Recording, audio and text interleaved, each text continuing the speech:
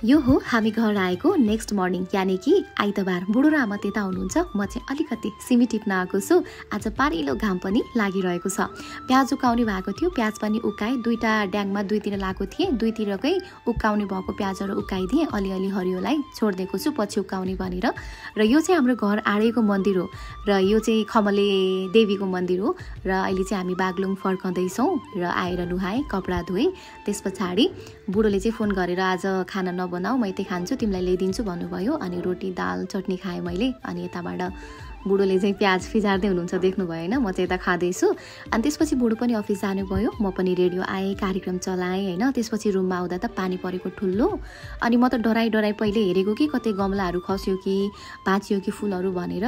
र पानीभित्र आयो, सबै ढोका खोलेको त अनि लगाइदिएँ। त्यस पछाडि चुकुल लगाएर कपडा सपडा पटाएर बस्यो भित्र। अनि एकछिन पछाडि चाहिँ पानीले छोड्यो। अनि फेरि ढोका खोलेर हेरेँ बाहिर, कतै केही भयो कि फुलहरूलाई क्षति भयो कि भनेर, धन्न केही भएको रहेनछ।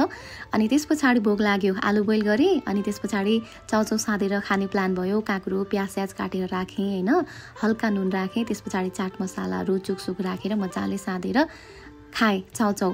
अनि त्यस पछाडि यत्तिकैमा फेरि अब हुन्छ नि त, अब खात्राङ मात्राङ गर्दा गर्दै खाना बनाउने भयो बेलुकाको खाना बनाएँ। अनि खाएर न्युज पढ्न आएको छु। अहिले आइपिएल स्थगित छ, सो